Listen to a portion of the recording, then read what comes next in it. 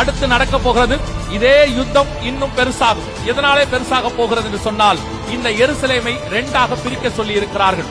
2 state solution என்பதாகும். இப்போ இந்த 2 ஸ்டேட் சொல்யூஷன் என்று சொல்லக்கூடியது ஜூன் மாசம் 2வது வாரத்தில் அவர்கள் கொண்டு வந்து ஐநா சபையிலே ஸ்தாபிக்கிறார்கள். இதுக்கு பேர் 2 ஸ்டேட் சொல்யூஷன். ஐநா சபையில கொண்டு வர போறாங்க ஜூன் மாசம் முதல் 2 வாரத்தில். உலகத்தில் உள்ள எல்லா நாடுகளும், ஏகமாய் எல்லா நாடுகளும் இஸ்ரவேலுக்கு விரோதமாக எருசலேமை இரண்டாய் பிரிக்க சொல்லி தீர்மானத்தை கொண்டு வந்தாகிவிட்டது. இதில் ஆச்சரியப்படுற விதத்துக்கு என்னவென்றால், ஐரோப்பாவில் இருக்கக்கூடிய நாடுகளும் இதற்கு ஆதரவு. இதை கொண்டு வரதே பிரான்ஸ் தான்.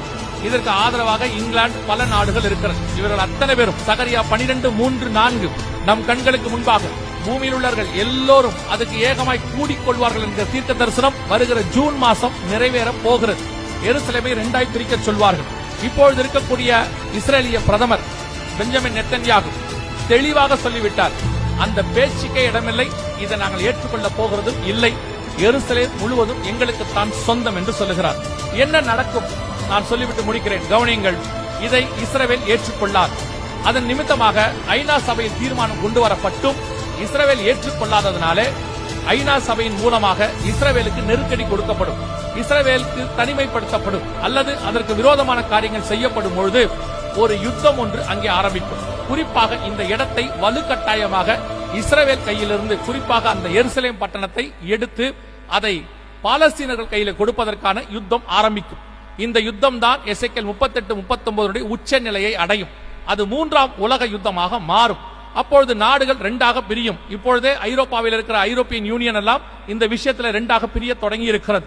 ஒருபுறம் அமெரிக்கா, பல நாடுகள் வரும். அந்த நேரத்தில் நாடுகள் எல்லாம் இரண்டாக பிரியும்.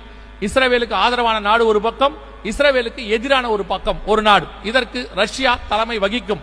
எசேக்கியேல் 38 அதிகாரம் 2வது வசனத்தில் சொல்லப்பட்டிருக்கிறது. அதன் விளைவாக அந்த இடம் முழுவதுமாக இஸ்ரவேல் வசம் வரும். எப்படி வரும்? இத்தனை நாடுகள் எதிர்த்து நிற்கிறது, அத்தனை பேரும் அதற்கு விரோதமாய் கூடிக்கொள்கிறார்கள். ஆனால் அந்த நேரத்தில் உலக நாடுகள் இரண்டாக பிரியும். அது 3ஆம் உலக யுத்தமாய் மாறும். அந்த இடத்துல இருக்கிற வழிபாட்டு தலத்தை அவர்கள் தங்கள் வசம் எடுப்பார்கள், அல்லது அங்கே ஒரு பெரிய பூமி அதிர்ச்சி வரும். எசேக்கியேல் 38:19 வேதம் சொன்னபடி மிகப்பெரிய பூமி அதிர்ச்சி ஒன்று. ஏன்னா வேதம் சொல்லுது பெரிய அதிர்ச்சி ஒன்று உண்டாகி என்று சொல்லி.